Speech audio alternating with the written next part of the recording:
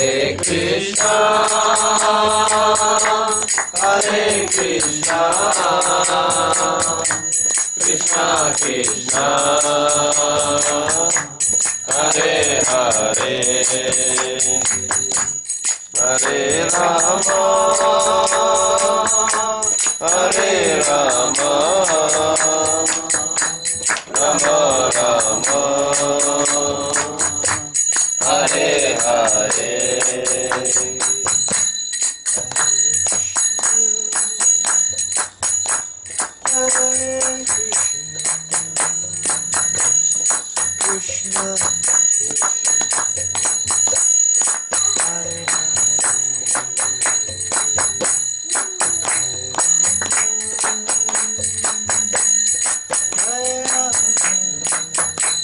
Hare Krishna, Krishna Krishna, Hare Hare, Hare Rama, Hare Rama, Rama Rama, Hare Hare.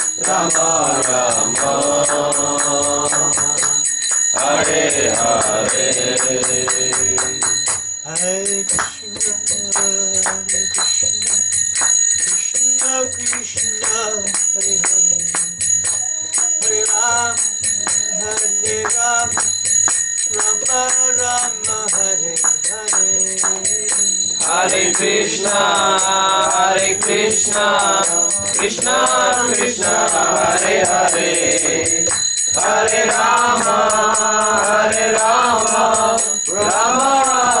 Rama, Rama Rama, Hare Hare, Hare Krishna, Krishna Krishna, Hare Hare, Hare Rama, Hare Rama, Rama Rama, Hare Hare. Hare Krishna, Krishna Krishna, Hare Hare, Hare Rama, Rama Rama, Hare Hare. Hare Krishna, Krishna Krishna, Hare Hare, Hare Rama, Rama Rama, Hare Hare. Hare Krishna, Krishna Krishna, Hare Hare, Hare Rama, Rama Rama, Hare Hare. Hare Krishna, Krishna Krishna, Hare Hare, Hare Rama, Rama Rama, Hare Hare. Hare Krishna, Krishna Krishna, Hare Hare, Hare Rama, Rama Rama, Hare Hare. Hare Krishna, Krishna Krishna, Hare Hare, Hare Rama, Hare Rama, Rama Rama, Hare Hare. Hare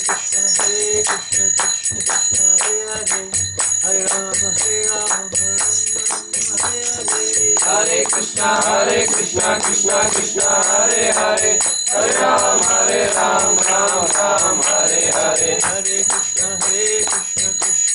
Krishna, Krishna Krishna, Hare Rama, Rama Rama, Hare Hare.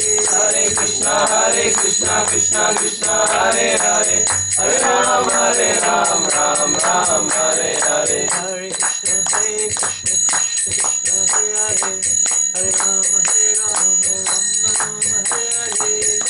Krishna, Krishna Krishna, Hare Rama, Rama Rama, Hare Hare. Hare Krishna, Krishna Krishna, Hare Hare, Hare Ram, Ram Ram, Hare Hare. Hare Krishna, Krishna Krishna, Hare Rama, Rama Rama, Hare Hare. Hare Krishna, Krishna Krishna, Hare Hare, Hare Ram, Ram Ram, Hare Hare. Hare Krishna, Krishna Krishna, Hare Rama, Hare Krishna, Krishna Krishna, Hare Hare, Hare Ram, Ram Ram, Hare Hare. Hare Krishna, Hare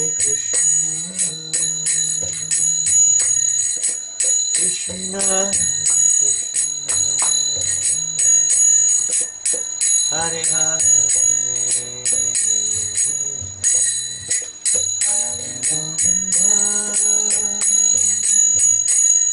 Hare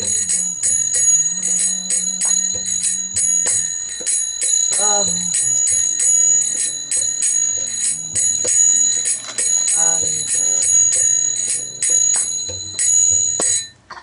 Hare Krishna, Hare Krishna, Krishna Krishna, Hare Hare, Hare Rama, Hare Rama, Rama Rama, Hare Hare.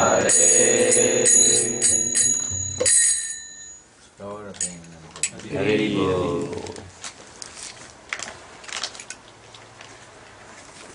So thank you all for coming today in your association. I'm going to sit down. Those chairs they kindly offered are very comfortable in one sense. Another sense for yoga, it's not very comfortable. Right? You don't do yoga in soft cushions, do you? Do you? Usually not, right? You don't see. It's this day and age, of course, we're living in a different age, an age of trying to get our comforts from material adjustments, be it furniture, beds, cars, food, you name it. Everything is kind of like not so much geared towards higher purposes, generally speaking. Obviously there are exceptions to that. But in general, the trend of the day is to try to direct things more and more towards what we think is sense enjoyment. It usually ends up something different, usually suffering of some kind. Even our diseases of this day and age, because there's always disease in this world, but many of them are kind of almost byproducts of our efforts to try to make life more comfortable. You know, be it what it may, different types of processed food, which we all have probably been exposed to, unless we're born in the family of persons really serious about natural living. But usually we're exposed to it, and even if we're not directly exposed to it, we're indirectly exposed to it in the form of air and other vibrations in the environment. So more or less we're all affected by this modern effort, or let's say recent effort to try to be happy or fulfill whatever goal we think we have in this human form of life. And never satisfied, actually, as a result. We're ever changing, and nothing stays still for long in this world, whether it's the latest recorder. Oh, what a garland. Now this is where you can say nature's pleasure lies. We try to make nice smells, this, that, the other, and not always. Our modern methodology often creates horrible smells. But here we find nature providing, and if we let nature do her job, if we poison nature with chemicals and so on, of course these smells tend to not always be so there much. As naturally, if we poison ourselves with chemicals, then our natural fragrance or natural qualities will also be affected. But here we find, yeah, the rose has quite a nice fragrance, but when we come to the gardenias, they're astonishing, aren't they, gardenias? They're said to be a heavenly flower, actually. They're and everywhere in the universe there are different qualities. And on this earth planet there are mixed qualities. Some things have a little heavenly touch and some things have a little hellish touch. But gardenias certainly have a heavenly touch to them. Even after quite a while, in the heavenly planets it's said that the flowers remain ever fresh and fragrant. They can be 10 years old and they're still fragrant. And this planet, its flower also, even after drying up, it maintains its fragrance for quite a long time, doesn't it? Have you noticed that? Some plants do. Other plants don't. But this one does. It's a very special flower. There's a few like this, gardenias, a few very special flowers on this planet, which are still, the more natural they are, the more they'll share their qualities. The same with people. The more natural we are, the more our qualities will, let's say, manifest, and we can share those qualities. They're not, we say our qualities, but if we have read the Bhagavad Gita, we'll see that there it's understood that the qualities, we may have qualities in this world.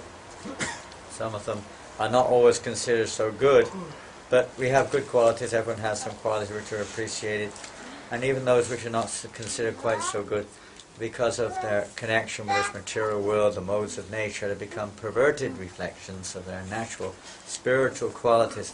And all good qualities are there in the pure soul. He's endowed with all good qualities, because we are by nature spiritual. We're the jiva, souls. Jiva, what's that? Man. I'm a little tired this morning, forgetting the verses of the Bhagavad Gita. Mamevangsa jiva loke jiva bhuta sanatanaha.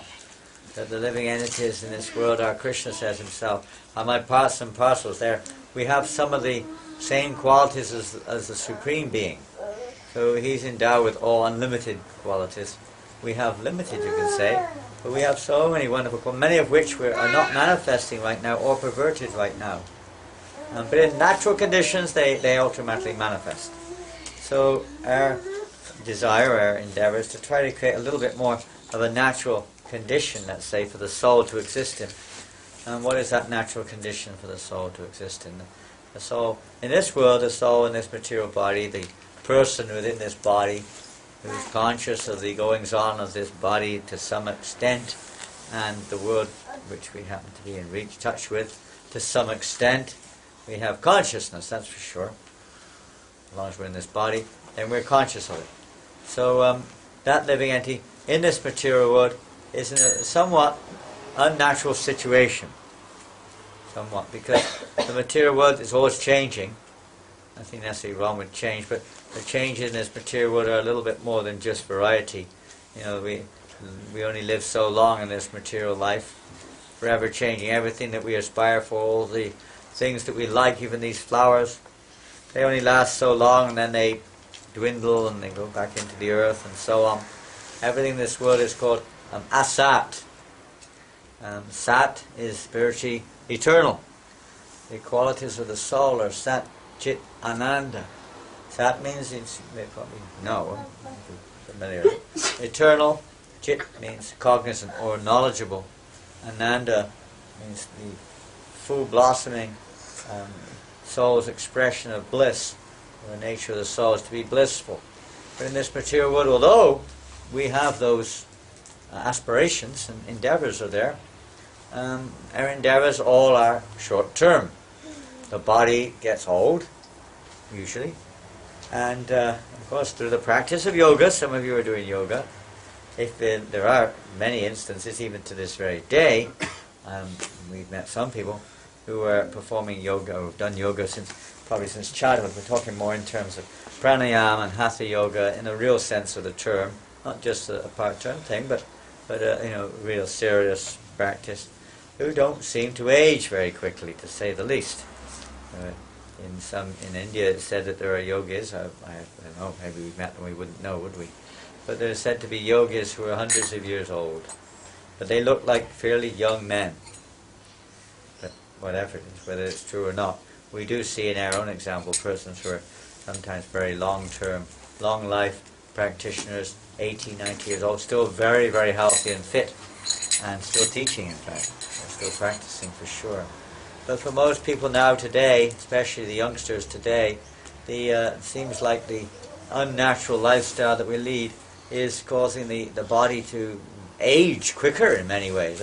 I sometimes meet young people now, they're in their 20s and 30s, and they're already complaining about their back, or about their leg, or getting tired, immune fatigue syndromes, and various things. And or to speak of all the diseases as, coupled with that, all kinds of disabilities which you wouldn't think would really be there for a young person, man or woman in their 20s or 30s, but sometimes we, quite frequently, we see that is the case.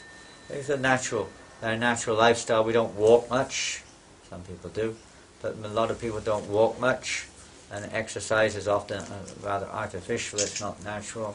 Some of the exercises that people do, and the food, of course, which people eat, the water they drink, the air they breathe, and their exposure to so many different kinds of unnatural, so-called entertainments, television and internet, so many different things going on in this society, which all have their toll on the living entity's subtle body also, not just the material physical body, but the mind.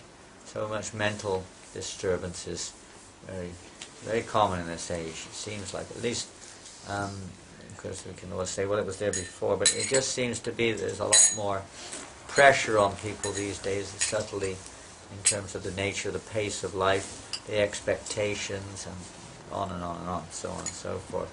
And so many people have resorted to taking various kinds of drugs in order to balance up their lives and to just get on with it, do what they have to do, whether it's they're overactive, they need some kind of downer, or they're too depressed, they need an upper, or whatever, something to give them confidence, something to do this, something to do. So much artificial stimulants of various kinds are there in our modern day society in most cases.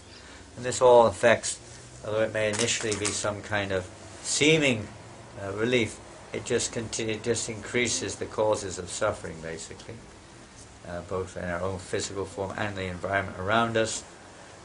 So it's an unnatural situation for the soul, and it's unnatural for the soul to have to experience all of these varieties of aging process and diseases and anxiety caused by other living entities and anxiety caused by the weather.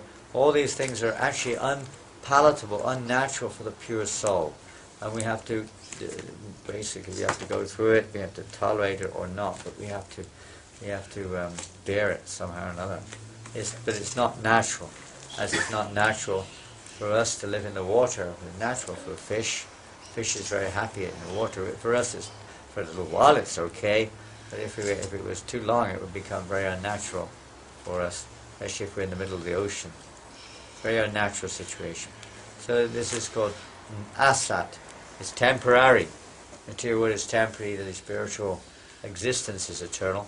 And when we, in liberation, when we become free of this bodily encasement, this bodily identification of life, one may come to a stage of Brahmabhuta, or the spiritual liberated stage of the soul, where there is no more effect of this material world. So the soul then is living in eternity. But that's not enough just to understand and even realize one's eternal nature. We want to know what is our actual position, that knowledge, what is my actual identity, where do I fit in, what am I supposed to do? Even in the material world we're always wondering, what is my identity, what am I going to do?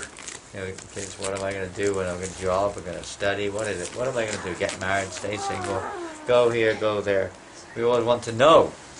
So this desire for knowledge is very strong in all jivas. But in this material world, it's called achit, because our knowledge generally doesn't lead us to the full fulfillment of our inner quest. We're always searching still, what next, what next, what next. There's never a clear picture of what's going on, where we came from, why we're doing this, why we're doing that, what's the cause of this, what's the cause of that, where are we going, how does all this work, is there a God, is there no God. We're always questioning, but there's very little realization, let's say. Although there may be some theory there, realization is very rare for most people in this world as to their actual identity and what is the actual nature of the what is the truth, basically. What's going on? We like to know what the truth is. Tell me what the truth is. People like to know what's going on. So there's very, unfortunately, most of our endeavors that way lead us into, they don't lead us to a platform of actually realizing the truth very much. Relatively, we may have some understanding, but not absolutely. And then there's bliss, ananda. So Chit Ananda. In this world we call bliss. It's a reflection. Everything's a reflection, even our knowledge is a reflection of the truth. But it's all perverted. And similarly, our happiness in this world is a reflection of the pure spiritual happiness of the soul, freed from this material entanglement, or freed from birth, death, disease, and old age, freed from the modes of material nature, freed from this material encasement.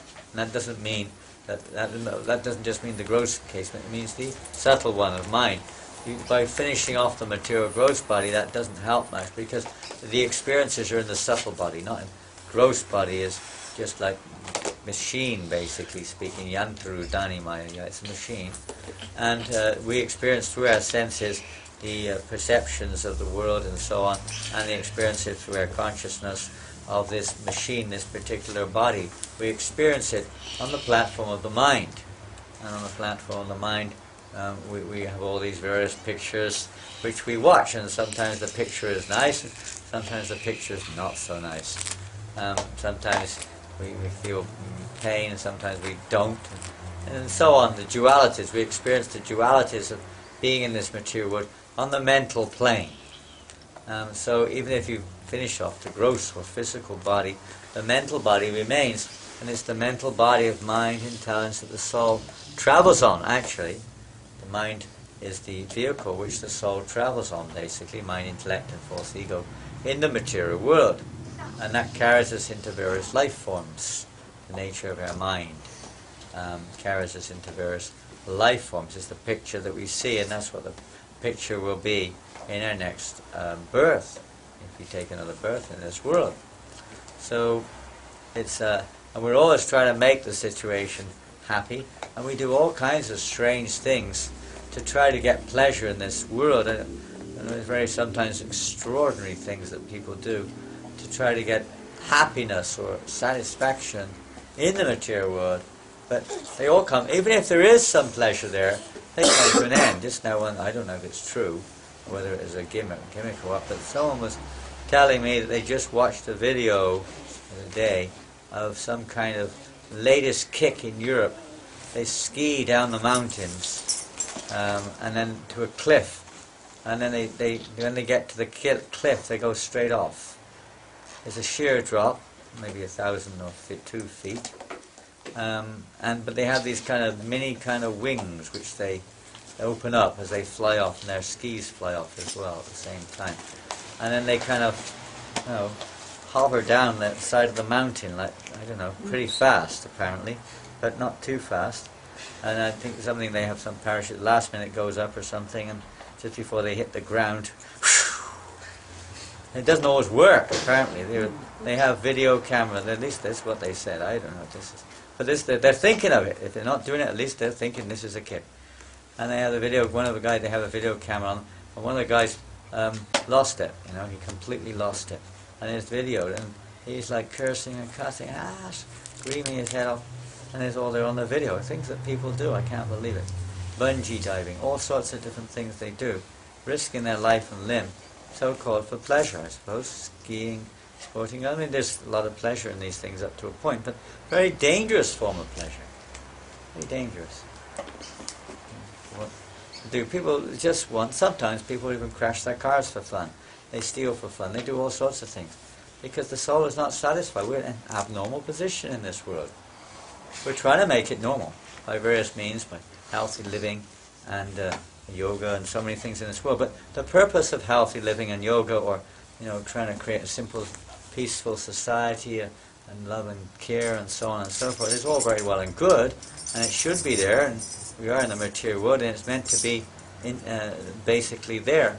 But that's not the goal of it either. The goal of all of these activities, whether it's the yoga, or whether it's search for knowledge, or whether it's a quest for happiness, or a good living style, or natural living, organic food, growing your own food, that is all very well and good, but in of itself it's still material also, and it will come to an end. Temporary. So the purpose of all these things is actually to rise above the body and mind, to come to the spiritual platform. That they should be there, but in relationship to our self-realization, understand the nature of the soul, Because when we realize or understand a little bit about our action, people say, I want to be happy. Well, it's a good idea to find out who we are. We don't really know who we are, but we think with the mind and body. So all of our efforts are trying to satisfy the mind's demands or the physical demands of the body, or to diminish the... And that has to go on. I'm not saying we're just totally transcendental or callous to it, but that's not the goal. We have to deal with the body needs and the mind's demands sometimes and so on and so forth. But the goal behind it, or the spiritual objective behind it, was to utilize this body and mind according to its capacity in a way which will help us to spiritually advance. Even yoga is really meant for self-realization. Though many of us use it for health reasons, that's also there. But ultimately it's meant for self-realization. Meant to understand that we're not this body, first of all. So most of the things we do are using this body, fair enough. We have to do that, that's the method. But we should try to utilize this body and mind for self-realization or God-realization. And that's the purpose of our efforts to practice yoga. We also incorporate, of course, Hatha yoga into our lifestyle as being the most natural form of, let's say, balance for the body and mind. Very natural. I don't personally do much, but some of the devotees here do, and some of you do. Most people understand the value of this. It can help to, keep a little bit more balance to our body and health, and mind, and so on and so forth. And in that way, a little bit favourable for our actual spiritual practices. But the primary practice of which we undertake, of course, is the meditation on the sound vibration. Sound vibration is very powerful. And so with a little peaceful mind, a little bit health, it's a little easier to meditate as well. It's a little easier to focus our mind. When we're very disturbed, that's another aspect of the disturbance of this age of Kali, is the age where it's called the age of Kali, the age of quarrel. Another aspect is the distractions. There are numerous distractions for the mind, especially for the young people nowadays. Now they have access to internet and so many different things that, I don't know, Facebook or Feetbook. I'm on Footbook if you want to contact me. I'm not on Facebook, I'm on Footbook. Whatever, there are different things that are there today, all these ways of entangling ourselves that we think of in the material world in the name of being happy, and cause us real, usually, distress, and it costs so much money, and you get entangled, and you become sometimes, depressed or impersonal even in dealings with others. You just use the mobile to talk to your wife in the next room or something. And there's no peace. You're in the bathroom and your mobile is going off. There's no peace anywhere. You can't escape. I remember Kadamba Kanna Maharaj was telling me one time. The spiritual master is Kadamba Kanna Maharaj. He had his birthday the other day. And he was in Vrindavan, and he was the temple president of our Vrindavan temple for many years in India, and he said he never got any peace.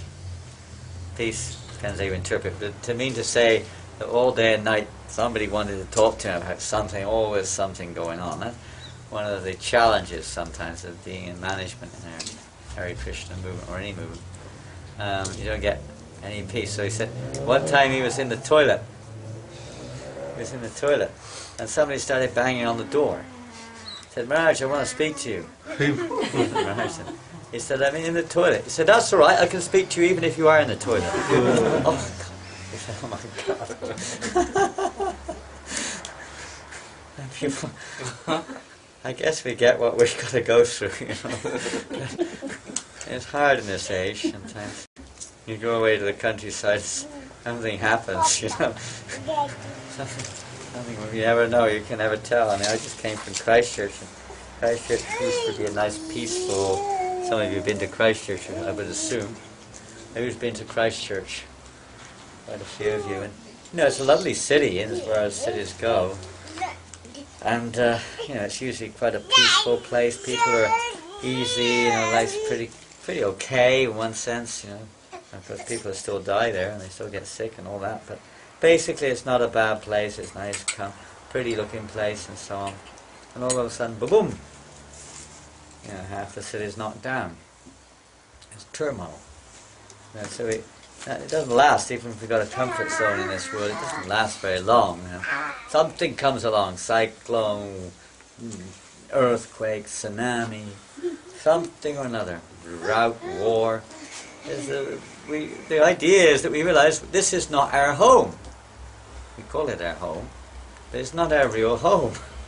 We don't really, the soul doesn't really belong in this atmosphere. So yoga, spiritual life, religion, they all have purpose. It's not just to make it comfortable in this world. So you can feel a bit comfortable in the distress, You've got pains here, right? You've got arthritis, you know what it's like. That's hell. It's the most, I think it's the biggest disease on earth, isn't it? Arthritis. I think it is. And it's so painful, isn't it? I know, I don't think I've ever had it. I think I'd know if I had it. But I know many people who have, and I know it's very painful. You can tell from their experiences. And you try everything you can to try to make it comfortable, right? Medicine, soft cushions, whatever it is, try to make it comfortable. But it's tough. Most of our efforts is to try to make it comfortable in this world, a comfortable seat to sit on. This is a really nice, comfortable seat to sit on. But that means you're not feeling comfortable, This is making you feel uncomfortable. You're hungry, something to eat. Relief. You're cold. Nice and warm. Relief. You're hot. Nice and cool. Relief. It's like thirsty, dying of thirst. Relief. It's like somebody. Little Alita just now. Unfortunately, she hit her eye just now. Painful for a child. It's extraordinarily painful. But then after a while, mother caresses her and helps her out there. And after a while, some relief comes. But there's a lot of our time is spent in relief. So spiritually also, we're trying to relieve ourselves, but not just relieve ourselves temporarily from this one or that one, debt, disease, old age, discomforts, this problem, mental problem, this thing, that thing, this perplexity and so on. Like that, that's always going to be there in the material world. You can't stop it. It's the nature of this world. But most of our efforts are to try to either stop it or to try to be as comfortable as you can within it or something like that. But spiritual is to try to transcend it, to try to rise above it. It's like if there's a storm. I was flying to India maybe a couple of years ago, where the plane was diverted.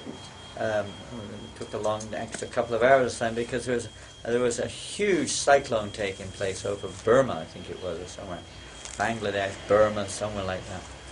And we were above it, so we didn't feel anything much except for we had to move a bit and it was a bit bumpy. But down below, the whole place was being swept around, left, right, and centre. Thousands of people losing their lives, big waves, everything was going on. But when you're above it, you don't feel much. You may feel a bit, but not much. But similar in this material world, if we saw a little bit above the demands or the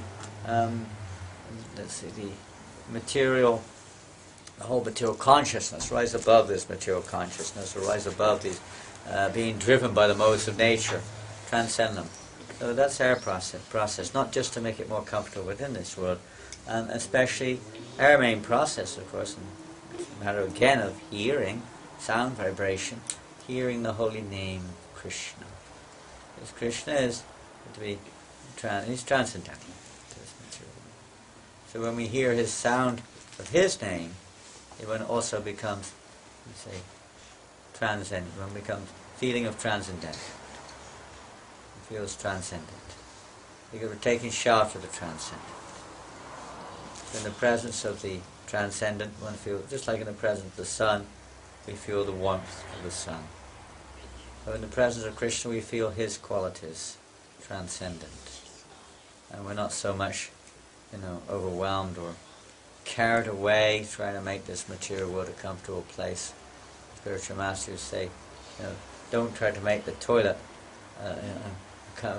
like a palace or something. It's a toilet. Do your business and move on. So the material world, no matter how much we try, it's still the material world. They have a saying, the rat race. But I saw a sign one time, it said, even if you win the rat race, you're still a rat. You're still in the material world. You're comfortable, or whatever we may call it, for a little while. Then it's gone after a while anyway. The comfort doesn't last. Just a few minutes, whatever it may be. But it's to realize our real nature, our spiritual nature. And then all problems are in perspective.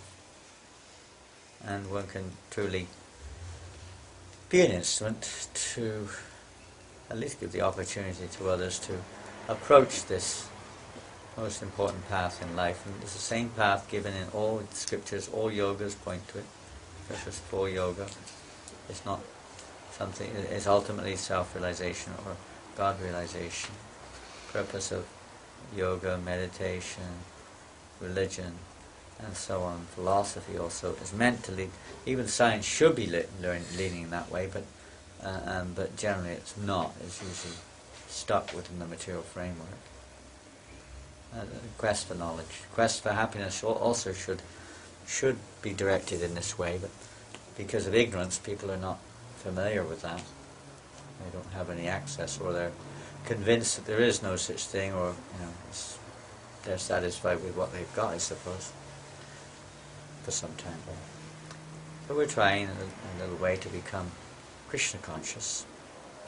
We call it Krishna consciousness, conscious of Krishna, as people are materially conscious. We're trying to be Krishna conscious, and at the same time living in this world, utilizing this body and mind as best we can with whatever we've got in relationship with Krishna.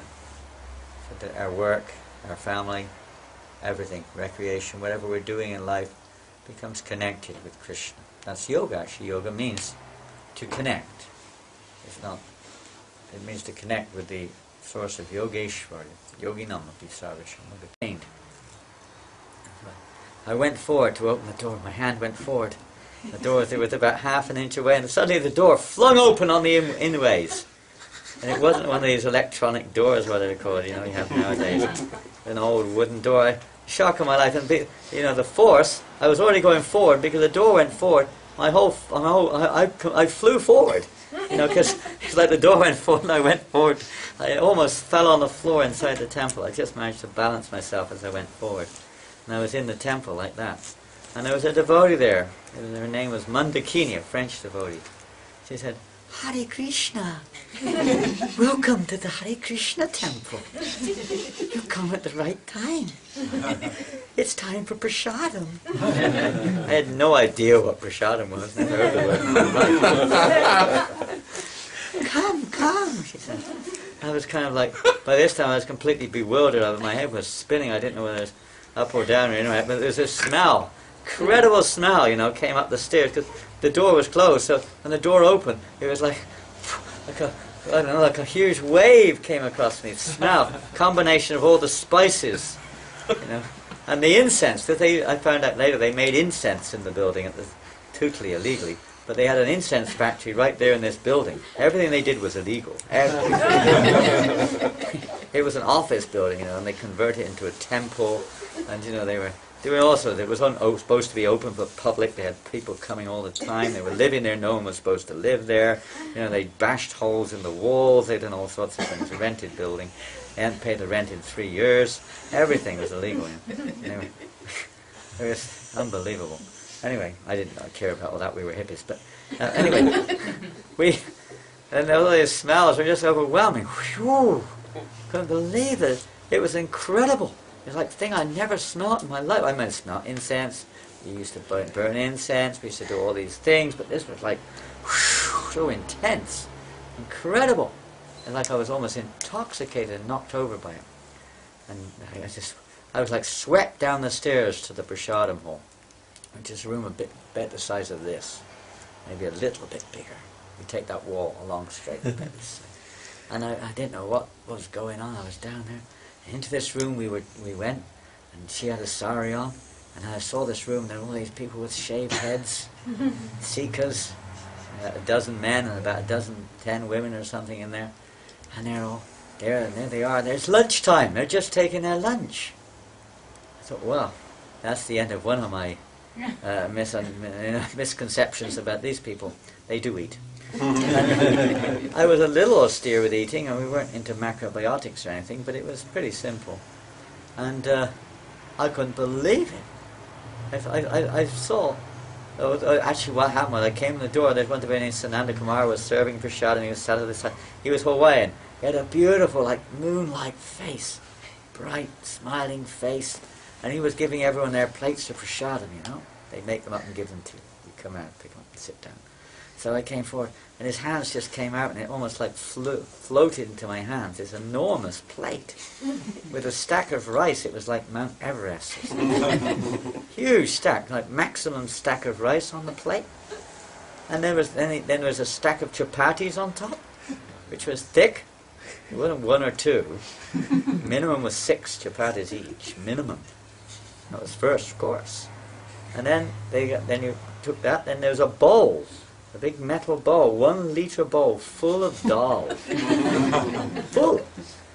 Incredible. Oh my God. I've never been, faced with so much food in my life on one sitting, And I sat down, and I didn't know what to do. Nobody spoke to me at all, actually, after that. I just sat, everyone was too busy eating. I sat down, and I just noticed everyone else around me was finishing everything off with a gusto. It was the empty plates, and they were back for more. And then they came round with more, and I was struggling like anything. Somehow or another, I was trained by my father. He said, you cannot sit down and leave anything on your plate as a child.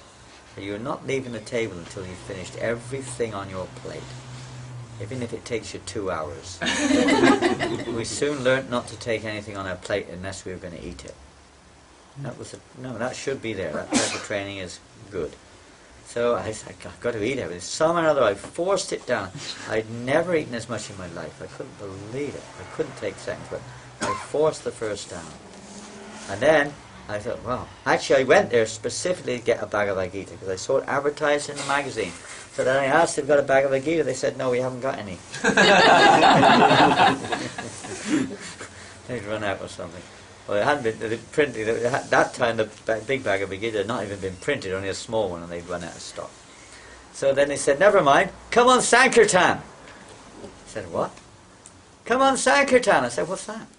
It's ecstasy. It's bliss. That's all I heard. They said, it's ecstatic. Just come, give it a try. So I went out, and at the door, there's like everybody. I don't know what they were all up to, but they all went out the door, musical instruments. I had long hair down to my waist, and they were all shaved up. At least the men were. The women, of course, had long hair too, but I was a little different then. We were going down Oxford, then they went down Oxford Street, chanting. So what am I doing? What am I doing here? What's going on? People going by, yeah, bunch of idiots. Get a job, you lazy bums. You're mad. Some people swear. I was at the back, so I could hear it all, I didn't know. And they weren't all singing Hare Krishna. They were some of them singing other things I didn't know. I knew the Hare Krishna mantra. So I was hearing all these comments, and I was quite a self-conscious person. I thought, oh my goodness, what am I doing here? And I got to Oxford Circus. I thought, I've got to get out. I've got to go. I don't know what. And I don't know what they look like they're into it, but I thought, this is a bit much for me, especially on the first day ever seeing them. And I thought, I'll go Oxford Circus Underground Station. And Swinburne happens to be from Sydney. He joined here instead. No, he didn't. I think he joined in London. He was in London. He was there. He was the Sangtan leader. Harinam leader, Swinburne. Some of you know Swinburne? Yeah. He came up to me and he said, here, take... I was just about to leave. He came up with a madunga. He said, here, take this. And he put the madunga over my neck. He said, hey, play it. What do you mean, play it? Just like this. Boom, boom, boom. Boom, boom, boom. Boom, boom, boom. Oh, no. Yeah, it's easy. Go on, give it a try. Boom, boom, boom, boom, boom, boom. And then he disappeared, and as did almost everybody else. There was just 4 of us left. I was stuck. There was one lady with a pram. There was one lady I would say was crazy. One man leading, and another man playing the cartels. I was stuck. I had the drum. I couldn't give it to anyone else. I was like at the back going boom, boom, boom, boom, boom, boom. Like this. What am I doing? I got to get out. What's happening? It was like getting more and more difficult as we traipsed our way towards Marble Arch, And after about another 45 minutes, we finally reached Marble Arch, and they all came back. They all went off to distribute back to Godheads, you see. About a dozen of them. So we got to Marble Arch, and I thought, God, I've got to get out here. Swineboard turned up. I saw him. Here he is. I said, here, take your drum, and I put it back on him. You know. I said, you can keep. He said, what's going on here? He said, this sounds like a funeral procession. I was going boom, boom, boom. So I just gave him the drum back, and I just ran down the underground. I went back to the temple. I left my coat there. It was a miracle. I found out afterwards. This is like history almost, that your coat would still be there after 2 hours. So, anyway, it was still there. Nobody had pinched it. So I went back to the temple to get my coat, and I was going to leave. I didn't get my bag of Aikido, so I was going to leave. But just as I was leaving, someone came down the stairs, and it was Dayananda. He happened to be the temple president. I didn't know who he was at that time. And he looked like an angel. I'd never seen well, I had seen one person look very similar to him before, but I practically never seen anyone so angelic as he was. He was just like, to me, he looked like he was floating down the stairs or something. No, actually, when I first came, somebody came at the temple room. When I came back from this chanting, someone came out the temple and they said, "Oh, you were back already? Yeah, I've got to go." "Oh, before you go," they said, "just take this." And they brought me all of fruit, prasadam. I said, "Take this fruit, prasadam." I was still kind of a bit stuffed from the lunch. I thought, "It's fruit." Okay, all right. So I took this fruit and I thought, wow, what is this? It was an apple, an orange, a pear, a banana. Nothing unusual. I thought, this is something in this. I think they put something in it. I started tingling. My whole body started to tingle. I feel glowing. I thought, maybe they put something in it. I started to question what. Sometimes people used to think we were doing that, you know. And I thought, maybe it's true. Anyway, I took it and I felt really good, and I thought, okay, I've got to go now. And then this Dayananda came down the stairs, and he said, "Oh, please, could you help me for a little while?" I said, "What would you like?" "Oh, we're packing incense, and we have an order for hundreds of packets for 5:30 this afternoon." This was like 4:15. Could you please help?" So I thought, oh, I like doing things like that. So I went upstairs, and it was in the attic, right on the top. I went up there, and sure enough, there they were, big piles of loose sticks of incense and packets, spiritual sky incense, showing me how to do it. I became very expert after about 2 minutes. 5, 10, 15, 20 into the packets, seal the lid. 5, 10, 15, 20 into the because I worked in a few factories, so I got used to all this sort of stuff. And anyway, I did that for about an hour and a half, till it was finished with some other, a couple of other youngsters who were there. And then after that, and somebody else was there with us, talked a little bit. After that, I thought, now I've got to go. By this time, it was 6:15, 6:30. So I went downstairs about 6 o'clock maybe. I went down the stairs, and I was just about to leave, and suddenly the door opened again. It was on the inside this time, so boom! In they came, that Sankirtan party, all poured in. "There you are, we wonder where you went to." I said, come! And they dragged me downstairs. I was like, literally taken like a tsunami down the stairs into the basement again. I couldn't get out, I couldn't escape. I was trying to get away, I couldn't get out. And then they said, "Oh great, anyway, it's time for prasadam again." And again, they absolutely stuffed themselves with rice dal and chapatis yet again. And it was the leftovers. It was cold this time, and they didn't seem to mind. And again, I had to eat. It was like you had no choice. There was like this wave of unlimited enthusiasm for prasadam for something. And it was just like unbelievable. I don't know where it was going. By this time, my stomach, I think, was expanding a little bit. And it was unbelievable. Then I was just about to leave. I said, "I've got to go now." They said, "Oh, don't go quite yet." I said, "Why not?" And they said, "Oh, it's arti time." I said, "What's arti?" They said, "That's when we do the worship of the deities." I said, "What are deities?" They said, "They're inside the temple." I said, "What's the temple?" No one had ever showed me the temple or anything at this point in time. All I'd seen was the corridor, the prasadam room, and the incense. So they said, come on in. So someone took me in the temple room, and it was like a long tube, upturned boat they used to call it. It had like, old redwood from California, because Shamsundar was from California. He made the temple, and he designed it. And it was really fascinating. It was really mystical, the smell, the colors, the pictures, very mystical. And it had a blue carpet on the floor. And I sat down there. I didn't know what was going on. I was at the Asasana Prabhupada. The curtains were closed. They were doing the offering. It was like 6:40. So I sat there, and they said, wait 20 minutes, and then the ceremony will begin. So I sat there, okay, I'll see this, and see, then I have to go. So then then I just watched the devotees coming out. I couldn't believe it. I'd never seen anything like it. I thought they were Olympic diving champions or something. They would come in, one of them came in literally like this and dived on the floor. So what he was doing, he was practicing for the Olympics or something. Or maybe he mistake the blue carpet to be water. But it was quite amazing. And then everything was just fascinating. I didn't know what was going on, I was looking around. And then the curtains opened, and then for the first time I saw the deities of Radha Londonishwar and Jagannath Balaram and Subhadra.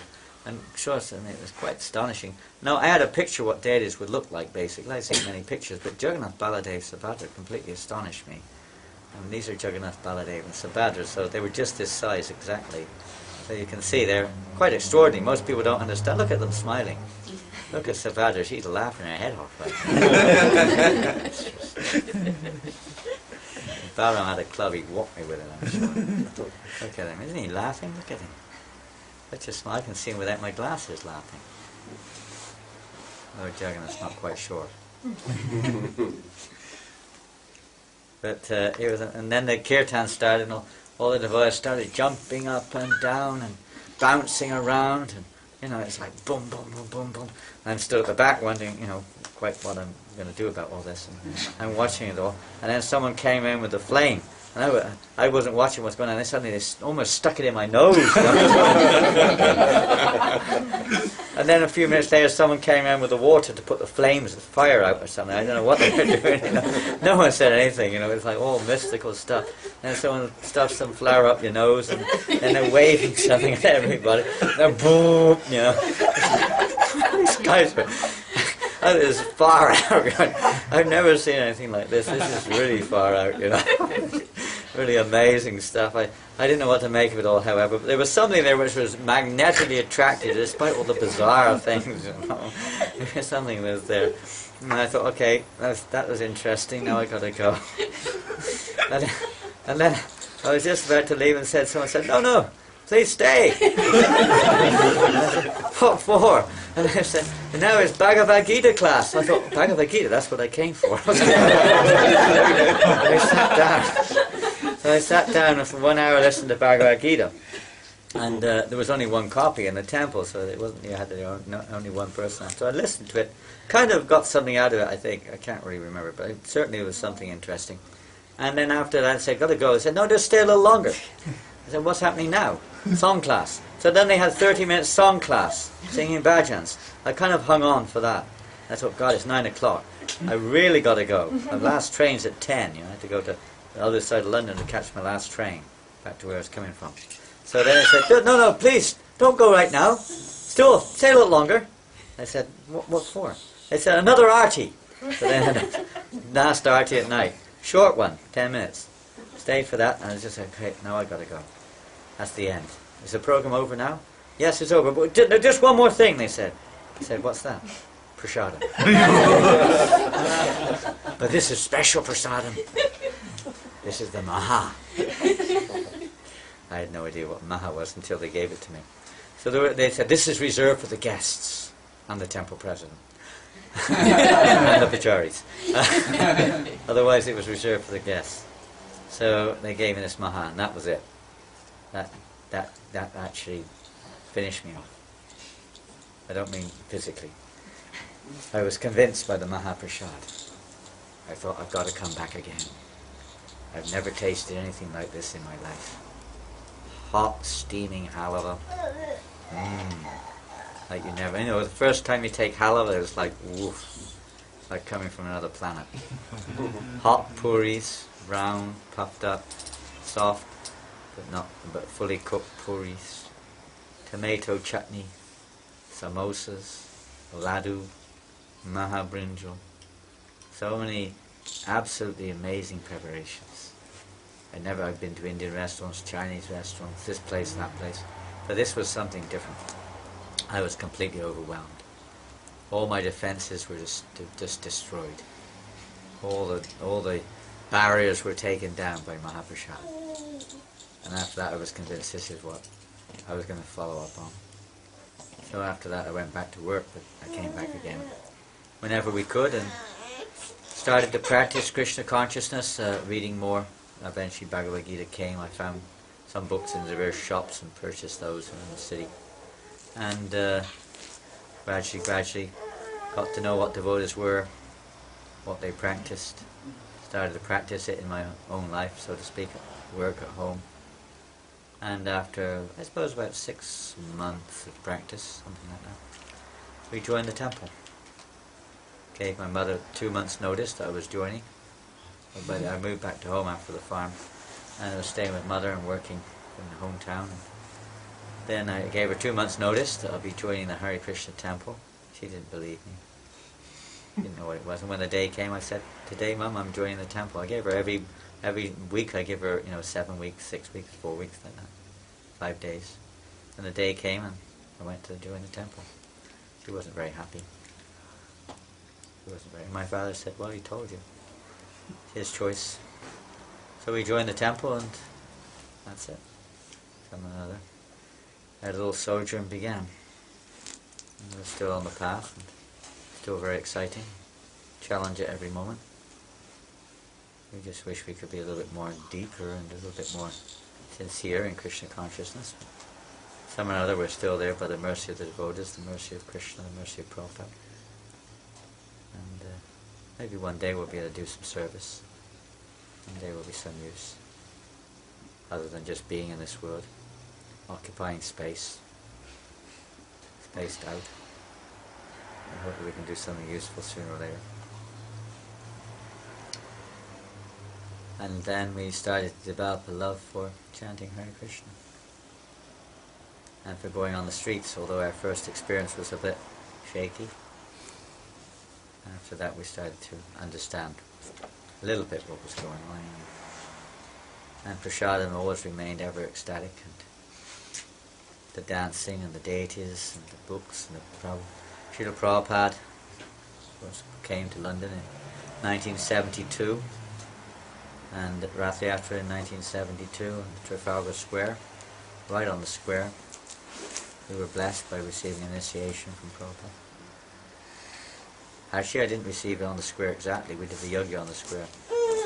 But we received our initiation, at least I did. The others, funny enough, out of the group, everyone else received their beads on the square, but I had to go back to the temple and get them in Prabhupada's room.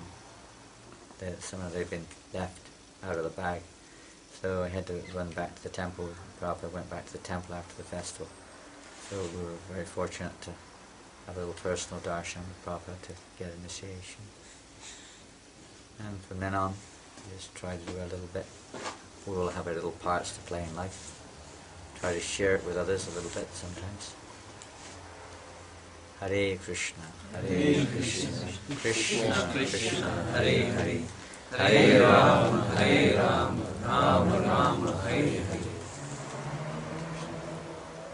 Prasadam time. I gotta go now. I've gotta go. Just wait. Just wait. What for? Why should I wait? We're always trying to get away, Krishna's always trying to bring us home. We're always finding excuses. The nature of conditional life of mind. Always some other alternative is there. But eventually we'll accept Krishna's hand, of holding his hand out to us. Please come back.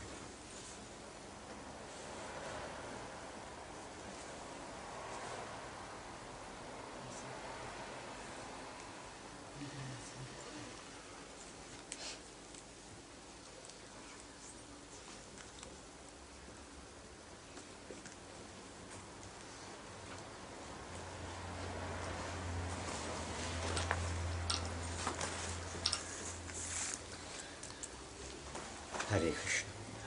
Hare Krishna. Anything else? Do you remember what Prabhupada said when you went and saw him at the darshan? Didn't say much. I was generally quite nervous and sensitive. But and it was a little unusual because on Trafalgar Square, everyone else got their beads, and that's in the story. You can read a bit about it in Ranchworth's book on Prabhupada, the Rising Sun or whatever it's called. But I went back to. There was about 3 or 4 devotees in the temple at the time. Everyone was still on Trafalgar Square, and Pradyumna was there, Prabhupada's secretary. Prabhupada was in his room. Pradyumna was outside. Well, he was in the room. I was outside. And then Pradyumna came out and said, "Okay, just wait a while. I'll ask Prabhupada when he wants to see you." So he went inside again and came out and said, "Okay, Prabhupada will see you now." So he didn't go back in. I went out alone. And I was very nervous outside. And when I went inside, I felt completely relaxed. That the nerves went away. And I paid my obeisances to Prabhupada, respects. And Prabhupada said, I can't remember the exact order, but he said, offer your obeisances properly with both hands on the floor. Because I didn't have them down properly. So he said, offer your obeisance with both hands flat on the floor. So I did. And then he looked at me, and he didn't say, he didn't ask anything. He could see that I wasn't one for asking a lot of questions in those days, or one for wasting time. So he didn't say anything. Prabhupada would reciprocate exactly with each and every individual, to make you feel like you belong, to make you feel comfortable, and so on. He knew what was, right for me. He didn't say anything particular. He just took the beads. The beads were very extraordinary beads. In those days, our chanting beads were not usually made of tulsi, very rare. Some devotees had plastic beads, some had glass beads. Whatever you could get your hands on, basically. 108. I had beads which were a combination of wood and dough, flour water. I baked them in the oven to make them hard. That's true, I baked them in the oven so they become hard. And Prabhupada chanted on those beads. Some of them were made of dough. That's all we had. We had nothing else. We had no personal property whatsoever, nothing. Not even an underwear was not ours. Everything was communal. Everything. Toothbrush, everything communal. So he chanted on those beads and gave me the beads and then told me my name and what it meant, and then gave me a piece of paper even with it written on, and then he had a little box on his desk. He said, "Here, take one of these," and he gave me a big Simply Wonderful. As I say, he knew everyone's heart, so he knew I liked Simply Wonderfuls, at least at that time. So he gave me the Simply Wonderful, and then I offered my obeisance again, with the beads in one hand and the Simply Wonderful in the other. And we didn't have bead bags in those days. And he said, "No, put them down on the table and offer your obeisance with both hands on the floor." So I did, and then I got up, and after offering pranams, I picked up the beads and the Simply Wonderful, and left the room graciously and exited through the door, and that was that. nothing very, very lengthy, nothing very kind of, you can say, philosophical or anything like that. That was it. And as I got out the door, there was one devotee there, Muktiananda. He's someone that also had come back to the temple, and he said, he knew what was going on. He said, "Did Prabhupada give you anything? Did he give you anything?" And I said, "Please, did he give you anything else?" He gave me a Simply Wonderful. He said,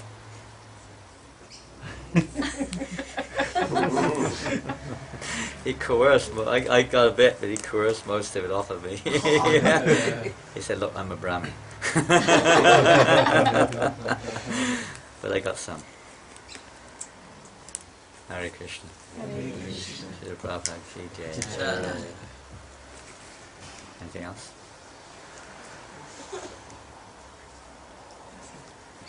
Laying back memories.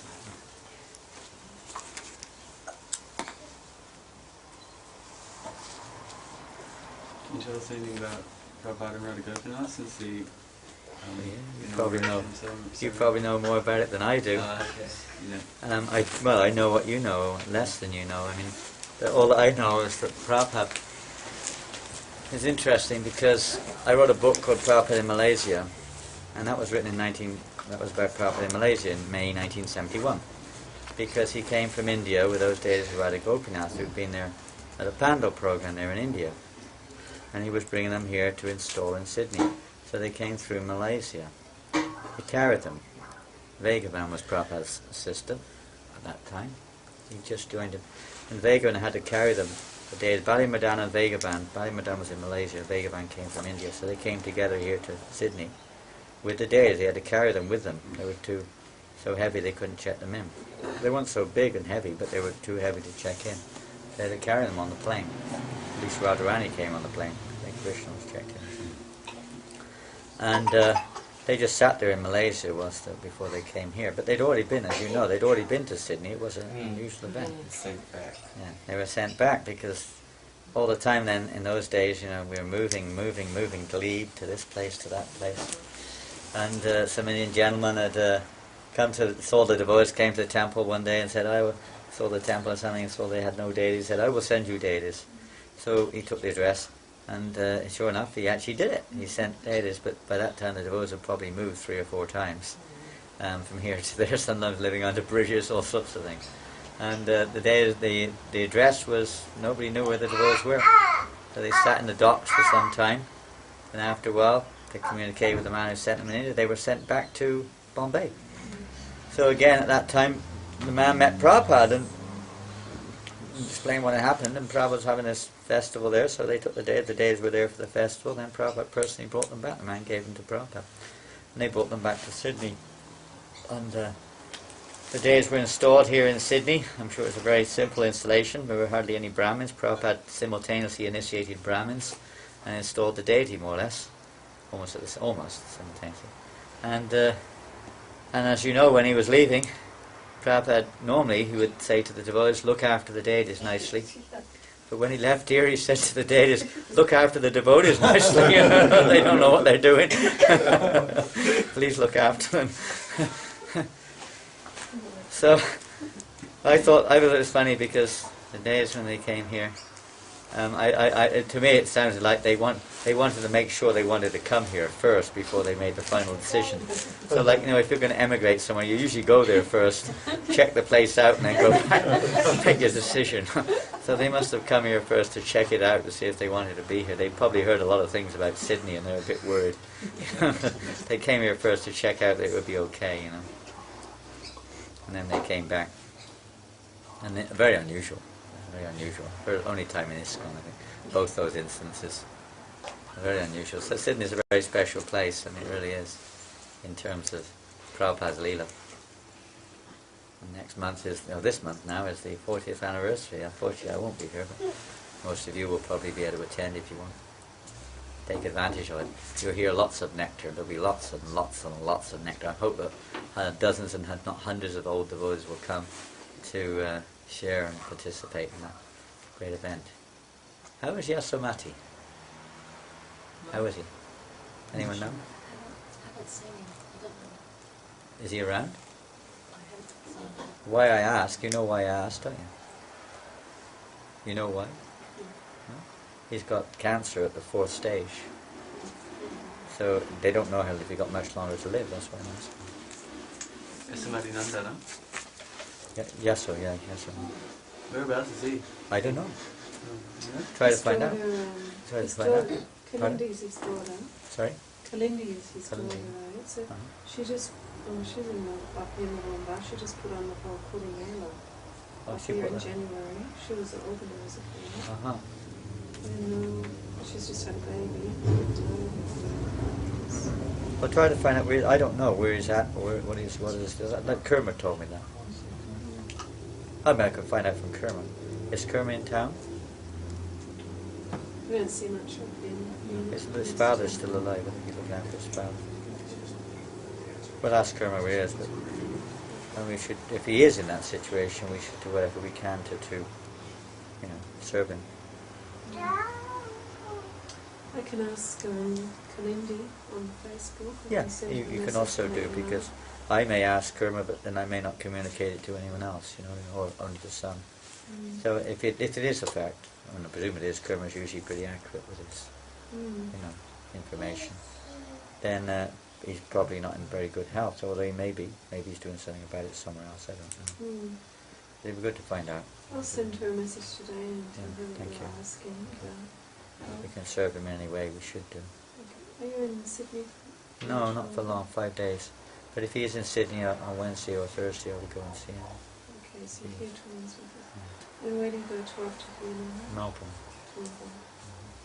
Okay. Just for 3 or 4 days, then we're off to the Philippines. Okay. And Miguel's from the Philippines. And then we go to Glasgow, back to the homeland. You know, Pommy. We're going back to Scotland. Scottish people are called pomegranates. English are pommies. Scotsmen are pomegranates. They're hard, they're very tough, like granite. All the buildings are made of granite. We're going for summer in Scotland for a week. Sometimes the temperature goes very high. It sometimes goes over 10 degrees centigrade in the summer. It's very hot. People start sweating, complaining. Once it goes over 10 degrees, they all start complaining about the weather.